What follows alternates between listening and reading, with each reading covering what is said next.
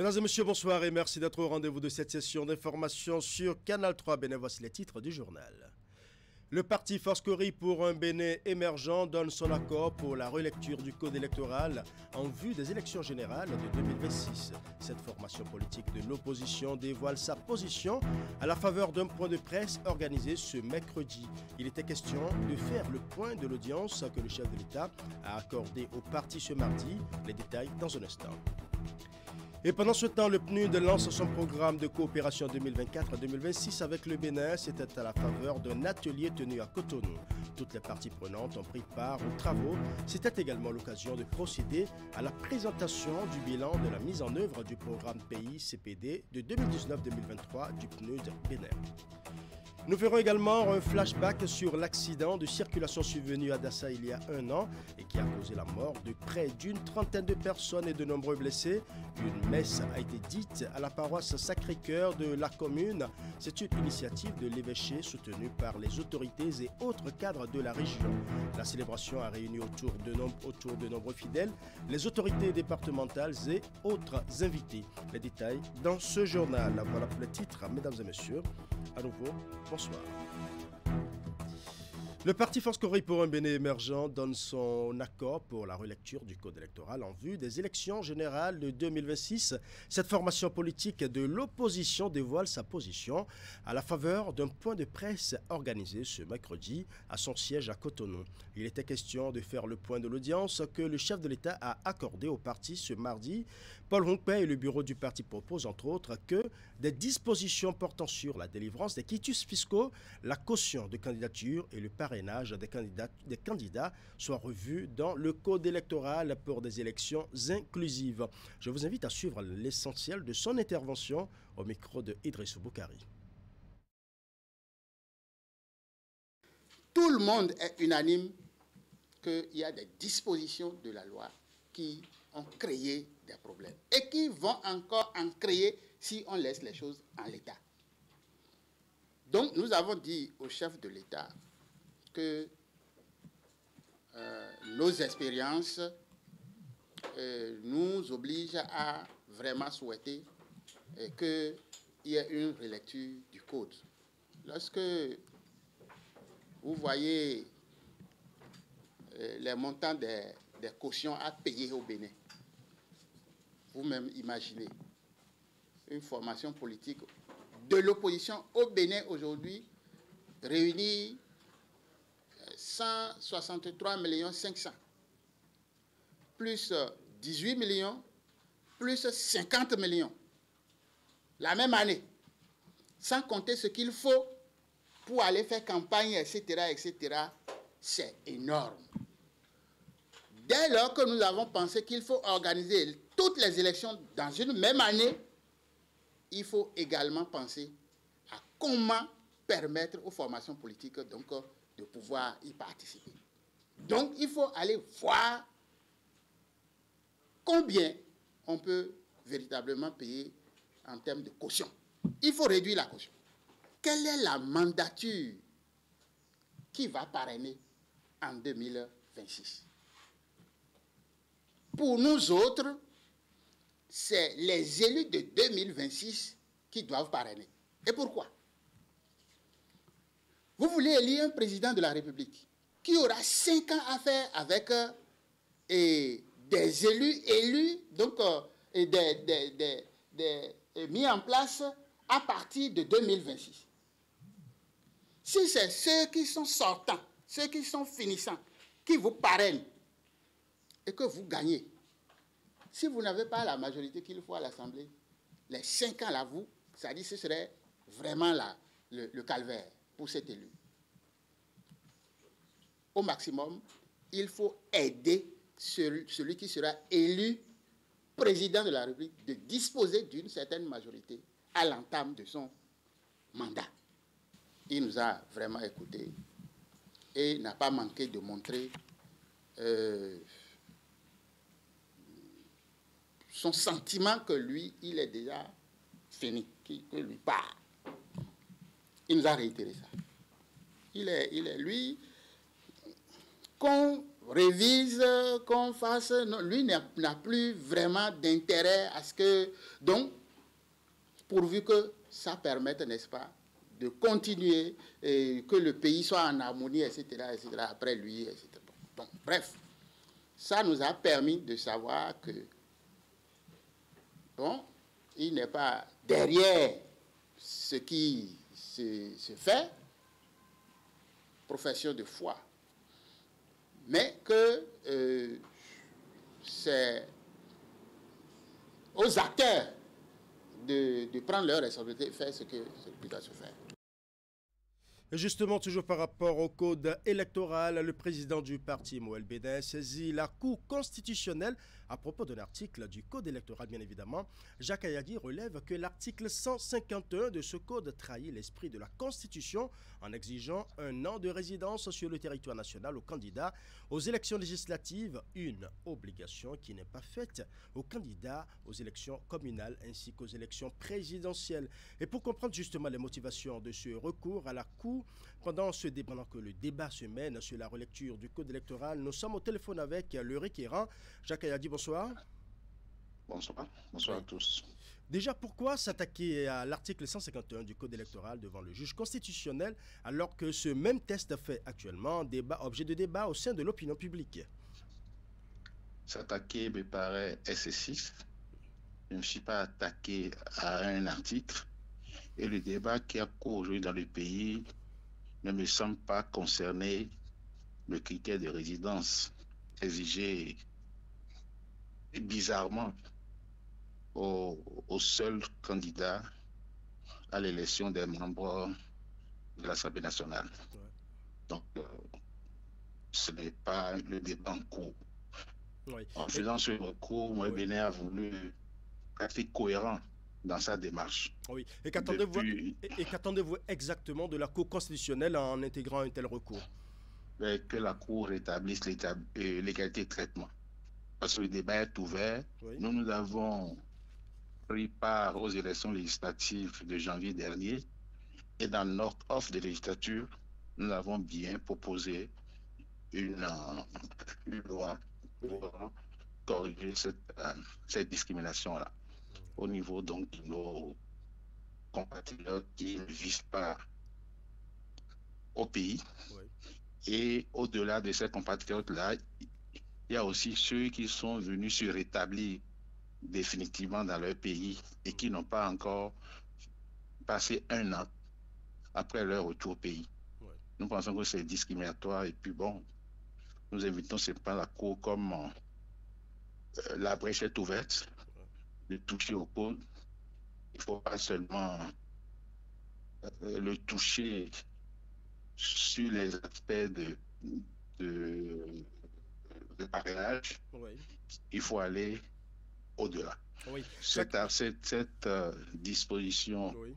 est discriminatoire. C'est une disposition d'exclusion que ceux qui ont pris part à la conférence nationale ont mis dans la loi pour empêcher ceux qui n'avaient pas répondu au premier coup à l'appel du feu général Mathieu Kérékou pour éliminer ces personnes-là. Ouais. Rappelez-vous que les premières élections législatives ont eu lieu dans notre pays oui. le 17 février 1991. Exactement. Si on se rappelle que la conférence nationale a commencé le 19 février et s'est achevée le 28 février, cette disposition-là, c'est rien que pour empêcher ceux de l'extérieur qui n'avaient pas répondu à l'appel. Et c'est ça qui a fait éliminer le ministre Georges Guédou, paix à son âme. Vous savez qu'il avait été déclaré élu, installé, ouais. et un requérant à la Cour a pu faire invalider son siège alors qu'il était déjà définitivement rentré. Oui. Mais dites-moi, Jacques Ayadi, pourquoi ne pas formuler clairement vos doléances au nom de Moël Bénin et les exposer devant l'opinion publique pendant que le débat fait rage actuellement, plutôt que de saisir le juge constitutionnel? Vous pensez que l'opinion publique au Bénin peut modifier le code électoral? Ouais. Peut faire modifier? Si le débat a pu s'ouvrir aujourd'hui à l'Assemblée nationale sur l'aspect de rupture de légalité ou de légitimité que les gens disent dans le pays là, c'est parce que quelqu'un s'est dit d'accord et la Cour a rendu une décision. Donc si on ne fait que exposer son opinion devant l'opinion publique, ce n'est pas sûr que ça ait un effet et ce n'est pas sûr que ça ait un effet dans le temps qu'il faut. Interrogez-vous pourquoi pour le candidat à l'élection présidentielle, on lui demande seulement d'être au pays dans la période électorale. Parce que les premières élections présidentielles au Bénin ont eu lieu le 10 mars 1991.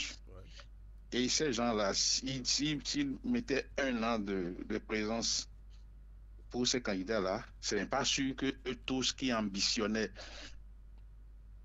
de participer à ces élections-là puissent participer. Donc, pour cette élection, on arrive. Les élections communales sont venues longtemps après.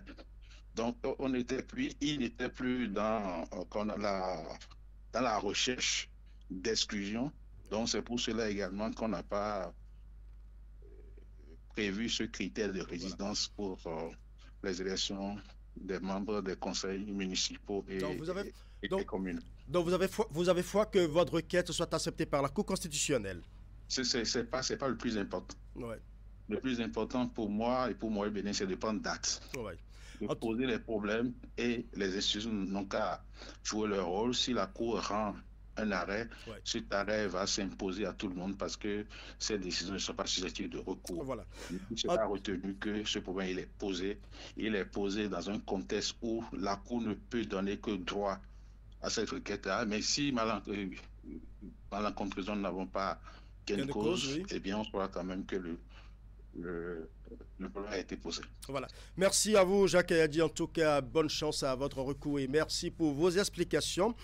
Eh bien, justement, dans la même veine, précisons que le président du Parti Les Démocrates a, dans un message posté sur sa page Facebook, donné sa lecture de la proposition de révision de la Constitution du Bénin intitulée « Ce qu'il faut savoir ». Ce message fleuve, il s'interroge sur l'opportunité de cette initiative du président Talon alors qu'il est à 2 ans de la fin de son mandat, car selon lui, rien ne presse. Il explique que l'objectif de sa publication est d'éclairer la lanterne des uns et des autres, de sensibiliser et d'œuvrer pour l'échec du vote éventuel de cette proposition de loi, avec une série de questions contenu dans ce long test. Boniaï soumet ses lecteurs à un exercice de démonstration de la bonne santé et de la Constitution en son état actuel. En concluant sa réflexion, l'ancien président de la République, il laisse lire, je cite, « Le principe de précaution recommande de ne prendre le risque d'aucune révision avant la fin du dernier mandat du président Talon. La priorité demeure la gouvernance de consensus, la cohésion nationale et de paix avec la libération sans délai de nos compatriotes en prison pour raison d'opinion et le retour à la mère patrie des exilés politiques. Visiblement, l'actualité relative à la révision de la Constitution est un feuilleton à plusieurs rebondissements. On y reviendra dans nos prochaines éditions. Autre volet de l'actualité nationale, suite à l'accident de circulation survenu à Dassa il y a 1 an et qui a causé la mort de près d'une trentaine de personnes et de nombreux blessés, une messe a été dite à la paroisse Sacré-Cœur de la commune. C'est une initiative de l'évêché soutenue par les autorités et autres cadres de la région. La célébration a réuni autour de nombreux fidèles, les autorités départementales et autres invités. Les détails dans ce reportage. L'événement a plongé tout le pays dans le désarroi, la détresse et le deuil 1 an après le drame survenu à Dassa. Les Béninois se rappellent encore de ce dimanche après-midi. Un bus de transport commun est entré en collision avec un camion et a pris feu. Le bilan dressé par les autorités a fait état de 29 décès, dont 20 personnes décédées calcinées sur les lieux. En effet, nous avons été impuissants face à l'ampleur du désastre.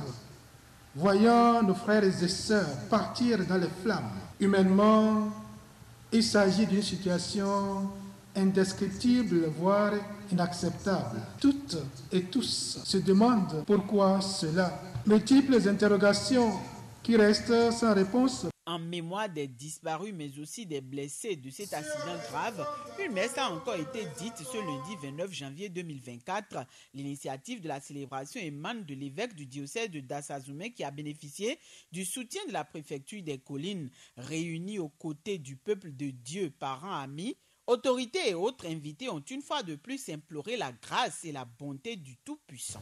Dieu est l'alpha et l'oméga, il est au début et à la fin de tout.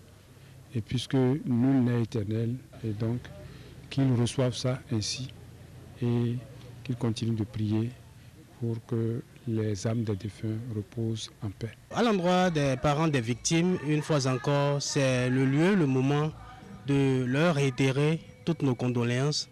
Nous savons que ce n'est pas facile, oui, puisque parmi les victimes, on avait aussi des parents, on avait des amis, et la douleur persiste. Face à la douleur engendrée par les pertes en vies humaines enregistrées, le Père célébrant a invité les uns et les autres à se remettre à Dieu et à garder la foi en toutes circonstances. Un seul humain vaut plus que toutes les richesses du monde. Et nous pouvons dire que Dieu se réjouit de la mort de tant de personnes dans ce drame. Non, bien au contraire. D'autant plus que Dieu n'a pas créé l'homme pour la mort, mais plutôt pour la vie. Et nous sommes convaincus que nos frères et sœurs qui ont péri dans ce drame vont entrer dans son éternité, dans la lumière sans déclin. Je voudrais demander à Dieu, je voudrais prier comme nous l'avons fait tout à l'heure, prier Dieu de consoler toutes les familles qui sont éplorées pour que ce drame vraiment puisse passer. C'est vrai que les êtres humains sont irremplaçables. Et vous voyez tous ceux qui sont décédés, c'est vraiment important et nous ne pouvons pas rester insensibles à cela. Comme à Dassa, de pareilles initiatives ont été répétées dans d'autres localités du pays, tant le choc et le souvenir des pertes sont toujours vivaces dans les esprits. Parlons à présent de la formation du caucus des femmes parlementaires du Bénin sur les techniques de plaidoyer à Cotonou. C'est une initiative du réseau des femmes élues conseillères du Bénin. Plusieurs communications ont meublé cette rencontre qui s'inscrit dans le cadre de la mise en œuvre du projet Gami Tonro, un projet qui vise la lutte contre les violences basées sur le genre, la protection et la promotion des droits et la santé sexuelle et reproductive. Voici le compte rendu de la cérémonie d'ouverture des travaux. Face à Maître Huguette Bokwe-Yankadia, présidente de l'Institut national de la femme, des femmes députées membres du caucus parlementaire. Suite à l'initiative du réseau des femmes élues conseillères au Bénin, elles sont entretenues sur l'engagement de la femme parlementaire au plaidoyer pour les droits, l'émancipation économique et la lutte contre les violences basées sur le genre. Ce n'est pas nécessairement les femmes parlementaires qui vont exercer le plaidoyer. Elles vont recevoir du plaidoyer. Elles vont appuyer des plaidoyers qui valent la peine d'être soutenues.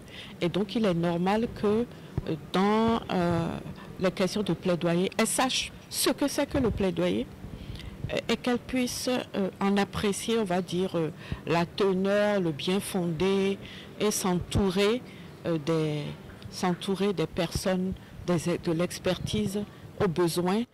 L'objectif général de cette formation est de renforcer la capacité des femmes parlementaires sur la prise d'initiative et de conduite d'actions de plaidoyer de qualité pour l'émancipation socio-économique des femmes béninoises. La formation du caucus des femmes parlementaires aborde également les techniques des plaidoyers. Les élus sont donc outillés pour conduire ou appuyer des structures dans leur plaidoirie. C'est un projet dénommé Gami Tonro qui reçoit l'assentiment de l'Agence française de développement et Cœur Bénin Togo, deux structures qui ont joué leur partition pour la tenue et la réussite de cette initiative. Qu'elle travaille de façon incessante sur tout ce qui peut conduire les femmes à se positionner dans les instances de décision. Et pour nous, aujourd'hui, on se retrouve à 29 à l'Assemblée nationale, mais notre objectif est que d'ici 2026, on puisse en compter davantage et que cela se fasse avec vous. Soyez rassurés. Le thème d'aujourd'hui, qui est le plaidoyer, est un thème important pour chacune de nous, parce que dans notre mission, nous aurons à mener plusieurs actions de plaidoyer envers les différentes institutions, envers le gouvernement, envers les différentes ONG et associations pour parler de la femme, pour parler de ce que nous désirons pour la femme béninoise et l'ambition du chef de l'État qui doit être portée haut des tribunes. Kamitonho est un projet qui prône la lutte contre les VBG, la protection et la promotion des droits et la santé sexuelle et reproductive et à l'émancipation sociale et économique des femmes. Synergie d'action des organisations de la société civile du Bénin active dans le secteur de l'éducation et de la formation. Les acteurs ont organisé une conférence de presse ce mardi 30 janvier à Cotonou pour présenter aux professionnels des médias et à l'opinion publique ce nouveau consortium d'acteurs engagés pour une éducation inclusive de qualité pour tous au Bénin. Une sortie médiatique axée sur le thème « Accès à une éducation inclusive de qualité pour tous et des possibilités d'apprentissage tout au long de la vie ». Reportage. Que faire pour assurer une éducation inclusive de qualité pour tous au Bénin? Comment rendre les OSC plus conscientes de leur rôle et responsabilités pour plus d'efficacité dans le secteur éducatif? C'est dans cette optique qu'est née, sous l'impulsion de l'association internationale Action Éducation, la synergie d'action des organisations de la société civile du Bénin actives dans le secteur de l'éducation et de la formation. Un consortium présenté au cours de cette conférence de presse. Action et Éducation, à 30 ans d'existence, s'est dit qu'il faudra faire une étude pour définir son positionnement. Et donc, quand les résultats de l'étude ont été présentés, il y a eu des recommandations.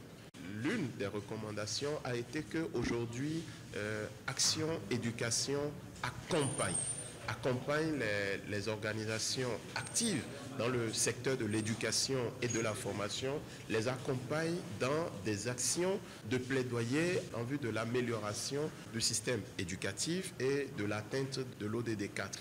Il y a la synergie d'action des acteurs de la société civile qui a été créée et qui permettra désormais de mettre ensemble tout ce que les structures actives en éducation font. Parce que le diagnostic est que les actions sont menées de façon éparse. Le Bénin s'est engagé pour les objectifs de développement durable, notamment l'ODD 4, et travaille à ce que l'éducation inclusive de qualité soit une réalité. Malgré cela, beaucoup reste à faire. La mise en place de la synergie répond à un problème majeur, celui d'apporter un mieux-être éducatif pour tous et une éducation inclusive de qualité pour les plus défavorisés. L'identification d'enjeux et défis majeurs auxquels fait face notre pays en lien avec la prise en charge des enfants hors de l'école, 700 000 au Bénin, impliquant la nécessité d'une cartographie exhaustive pour rendre le système éducatif plus inclusif. Le développement d'alternatives éducatives formelles et non formelles face aux difficultés notées singulièrement dans le développement du calendrier scolaire. Un défi majeur en termes de jouissance de droit à une éducation inclusive de qualité et l'apprentissage tout au long de la vie reste à relever, afin que nous puissions avoir une éducation sans discrimination. Le consortium des OSC du Bénin active dans ce secteur compte agir de façon positive, efficace et durable pour contribuer à ce que ce droit soit garanti à toutes et à tous, singulièrement aux couches les plus vulnérables. La synergie d'action des organisations de la société civile du Bénin, active dans le secteur de l'éducation et de la formation, a pour mission de promouvoir une éducation inclusive de qualité et l'apprentissage tout au long de la vie. Ce nouveau consortium d'acteurs engagés veut focaliser ses actions autour du thème « Accès à une éducation inclusive de qualité pour tous » et des possibilités d'apprentissage tout au long de la vie, avec un plan d'action qui s'étend sur la période 2024-2028. La mise à la retraite d'office de plusieurs centaines d'agents des forces de défense et de sécurité, notamment les agents de la douane, de la police républicaine, des eaux et forêts, continue de susciter des réactions au sein de l'opinion publique. Pascal Todjinou, ancien syndicaliste qui a longtemps défendu les droits des travailleurs, désapprouve cette décision du gouvernement et la qualifie de drame social. Nous allons suivre ici sa réaction au micro de Emma Rodon. La mise à la retraite, disons, anticipée des agents des forces de sécurité publique et de défense, c'est quelque chose de particulièrement dangereux. Dangereux par les personnes qui sont visées. Je dis bien par les personnes qui sont visées. Dangereux parce que ça peut créer de perturbations énormes sur la psychologie même de l'homme. J'ai fait un programme pour démarrer ma retraite dans 10 ans, dans 11 ans, dans 5 ans. Et brutalement, sans m'avertir, on me met à la retraite. Personne ne peut dire que ce n'est pas une punition. Moi, personnellement, je n'ai pas aimé cette décision-là. Non. Si on me le fait, je vais protester. Ce n'est pas parce qu'on ne proteste plus qu'on va profiter pour faire tout cela. Ceux qui ont voté ces lois-là aussi, on va commencer par mettre des députés à la retraite forcée. Les députés là, on va commencer par dire non, tel que tu te comportes au niveau de l'Assemblée là, non, toi tu peux maintenant aller te reposer de façon forcée, te faire remplacer par tes suppléants. Ce n'est pas normal, non. C'est un drame, puisque j'apprends qu'il y a déjà 11 qui ont déjà l'AVC. Et ceux qui restent encore en activité, ils peuvent toujours croire que mon tour vient. Et tout le monde sera en train d'être... Il y a le Tchadi. Et c'est aussi le qui-vive. Et ça, ce n'est pas bien. Ce n'est pas bien. C'est un drame. C'est un drame. Combien ils sont au nombre de combien? 300 ou 400. Bon, donc après, ils vont encore trouver 1200. Et après, 1800. Et après, 2000, 3000. Finalement, ils vont vider l'administration de leurs compétences et on va commencer par recruter des nougronouilles. Moi, je crois que c'est véritablement un drame social. Moi, je le dis à haute et intelligible voix. Non. Hier mardi 30 janvier, l'Assemblée nationale a procédé à la clôture des travaux de la deuxième session ordinaire de l'année 2023, ouverte en octobre dernier. Quel est le travail qui a été fait sur le plan législatif, du contrôle de l'action gouvernementale, de la coopération? Les députés du groupe parlementaire Union progressiste Le Renouveau ont tenu une conférence de presse pour faire le bilan. Nous allons suivre les explications du président de ce groupe parlementaire, Akhenatonde est au micro de Mahrodon.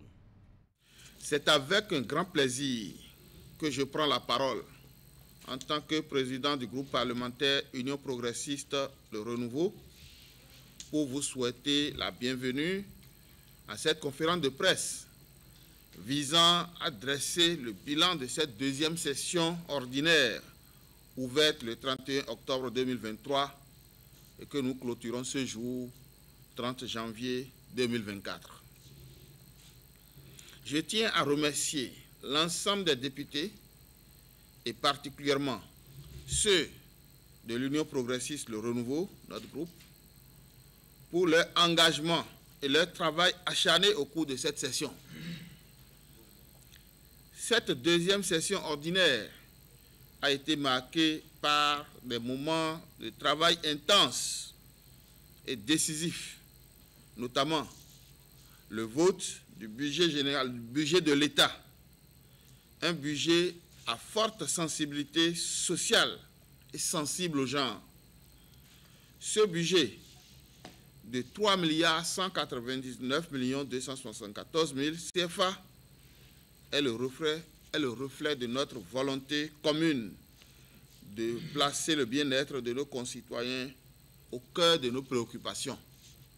Au cours de cette session, outre le budget de l'État, nous avons adopté plusieurs autres lois que sont la loi numéro 2023-02 portant règlement définitif du budget de l'État pour la gestion 2021, la loi numéro 2024-01 portant loi uniforme relative à la lutte contre le blanchiment de capitaux, le financement du terrorisme et la prolifération des armes de destruction massive, la loi numéro 2024-03 portant modification de la loi numéro 2004-23 du 25 mars 2005 portant régime juridique et fiscal harmonisé applicable au projet du gazoduc de l'Afrique de l'Ouest en République du Bénin, loi que nous avons adoptée le 23 janvier 2024.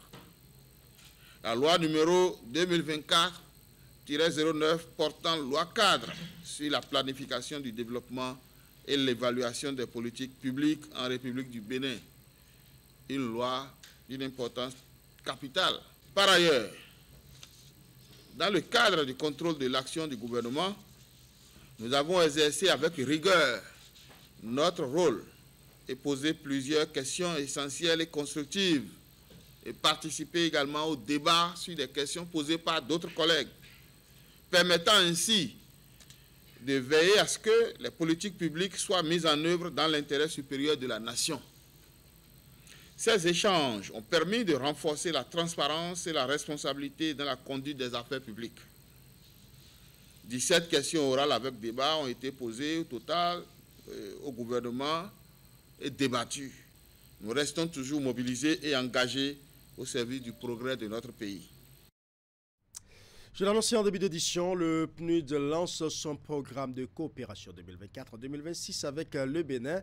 C'était à la faveur d'un atelier qui s'est déroulé ce mardi 30 janvier 2024 à Cotonou. On prit part à cette rencontre les deux parties avec à leur côté plusieurs partenaires techniques et financiers. Une rencontre à laquelle les grandes orientations du programme PICPD ont été dévoilées. C'était également l'occasion de procéder à la présentation du bilan de la mise en œuvre du programme PICPD de 2019-2023 du PNUD Bénin. Nous allons suivre.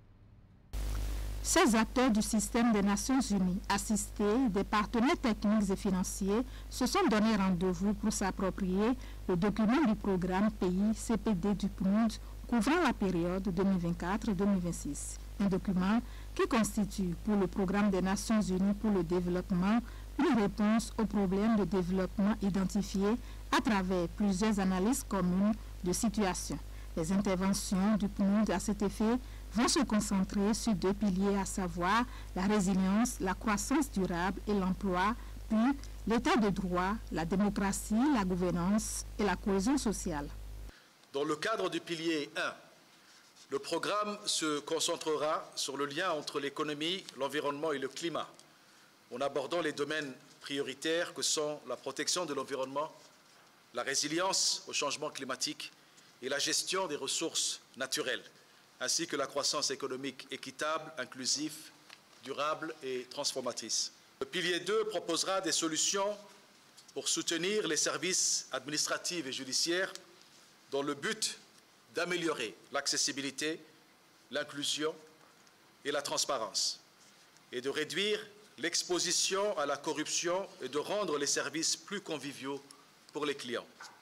L'autre moment fort qui a également marqué la rencontre après la présentation des grandes orientations du programme, c'est le rappel du processus programmatique et des nouvelles dispositions du PNUD en matière de programmation axée sur les résultats. S'ensuit la présentation de l'agenda pour l'opérationnalisation du CPD. Le gouvernement l'a endossé, marquant ainsi l'approbation de ce contenu et les moyens prévus pour sa réalisation. Je souhaite vivement que tous les acteurs impliqués dans la mise en œuvre de ce nouveau programme donnent le meilleur d'eux-mêmes, afin que le programme de coopération impacte le développement économique et social du Bénin et les Béninoises et Béninois. Le lancement du programme PICPD 2024-2026 du PNUD du Bénin a été précédée de la présentation du bilan de la mise en œuvre de celui de 2019-2023. L'Association pour le développement de la commune de Savalou a tenu ce week-end son assemblée générale ordinaire comme temps pour la première année d'exercice du mandat 2021-2023. Les assises ont permis à l'équipe de présenter les actions menées ainsi que les difficultés rencontrées. Le président et son équipe ont saisi l'occasion pour exposer les projets, initiatives et autres perspectives prévues pour le reste du mandat qui dure 3 ans. Imet Hélène Amosso pour les détails. Encore un rendez-vous honoré. Ce week-end, devant l'assistance convoquée, le président et son équipe ont sacrifié à une exigence des tests. L'Assemblée générale à l'Association pour le développement de la commune de Savalou, ADCS, est le cadre défini pour permettre à l'équipe dirigeante de présenter aux membres le bilan des 12 derniers mois d'activité. Il est prévu dans les statuts que chaque année se tienne une Assemblée générale pour faire le rapport des activités qui ont été menées au cours de l'année écoulée. Tirer le son de cela évidemment sur le plan technique, sur le plan moral, sur le plan financier et tout, et puis prendre des engagements pour les 3 ans à venir. Donc ces 3 années, c'est des programmes triennales glissants. Ce que j'ai perçu de cette activité, c'est que les autres associations de développement devaient s'en inspirer pour que, au-delà de ce que chacun est ou fait politiquement, et se mettre ensemble pour que nos localités connaissent de véritables développements. Les documents soumis ici à l'appréciation de l'assistance résument les actions menées au cours de la première année d'exercice du mandat 2021-2023 de l'association. Elles sont consignées dans un rapport détaillant les axes stratégiques ainsi que les diverses activités menées sur la période, les résultats obtenus, de même que les difficultés rencontrées. À ces assises ordinaires, les participants ont aussi eu droit à plusieurs communications, dont celle sur le rapport moral, puis le plan triennal de travail 2023-2026. Aujourd'hui, on a pu présenter les différentes activités que nous avons pu réaliser pendant 1 an, notamment la construction de toilettes sèches, ou du moins en tout cas leurs entretiens pour celles qui sont déjà construites. On peut retenir le fait que les soutiens scolaires, les activités de soutien scolaire que nous faisons ont obtenu de très bons résultats cette année. Ce n'est pas encore satisfaisant et donc ça va continuer. Nous avons également pu présenter l'ensemble des perspectives que nous avons, notamment en matière de poursuite de l'activité agricole. C'est la FODACO, la foire départementale, qui connaît toujours du succès année après année. Donc nous allons continuer également par la levée de $100 000 à construire de nouvelles toilettes. Vous voyez, donc c'est toutes ces activités-là qu'on peut retenir. Le gros tontimier, le ramasseur, c'est moi. Cette trinité que nous avons su créer et que nous entretenons au jour le jour, trinité constituée du Palais Royal, de l'Association de développement et du Conseil communal de Savalou, est un atout pour notre commune. C'est formidable pour l'Association de développement de Savalou. On n'a jamais vécu ça, cette conjugaison d'invention, d'initiative entre le maire, l'association et le roi, jamais vécu, donc c'est formidable. Tout en exprimant leur satisfaction quant aux avancées enregistrées, cadres, autorités ainsi que les partenaires présents ont rassuré de leur soutien pour la poursuite des actions. Entre autres perspectives envisagées, il est retenu de renforcer les initiatives allant dans le sens de la promotion du tourisme dans la commune. En sport, la 8e de finale de cette 34e édition de la Coupe d'Afrique des Nations ont pris fin hier. Les dernières explications de cette étape du tournoi ont livré leur verdict. Le Maroc, demi-finaliste du Mondial Qatar 2022, a été éjecté de la compétition par l'Afrique du Sud. Le Mali s'est aussi offert son ticket pour les quarts de finale face au Burkina Faso. Le point. Après l'élimination du tenant du titre, un autre grand favori vient de sortir de la compétition. Les Lions de l'Atlas du Maroc, demi-finalistes de la précédente Coupe du Monde, sont éjectés de la Coupe d'Afrique des Nations par les Bafana Bafana de l'Afrique du Sud. Un scénario inattendu au cours duquel le Maroc s'est incliné sur un score de 2-0. L'Afrique du Sud passe en quart de finale après sa tentative manquée en 2021. Un peu plus tôt, le Mali s'est offert aussi son billet pour les quarts de finale de la CAN Côte d'Ivoire 2023 face au Burkina Faso. Les Aigles se sont imposés aux étalons par un score de 2-1 et passent ainsi au prochain tour. C'est désormais clair.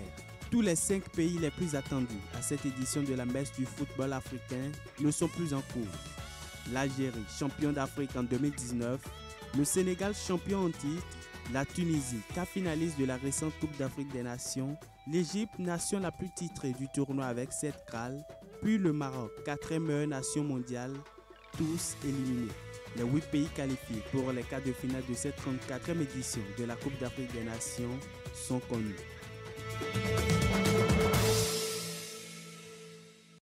Et justement, parlant des 8 pays qualifiés pour les quarts de finale de cette CAN, c'est la Côte d'Ivoire de la CAN Côte d'Ivoire 2023. Il s'agit entre autres de l'Angola, le Cap-Vert, la Côte d'Ivoire, pays hôte d'ailleurs, la République démocratique du Congo, la Guinée, le Mali, le Nigeria et l'Afrique du Sud. Pour rappel, cette étape des quarts de finale démarre vendredi prochain. Voilà, ce sera tout pour ce journal. Merci pour votre aimable attention. Bonne soirée à chacun et à tous.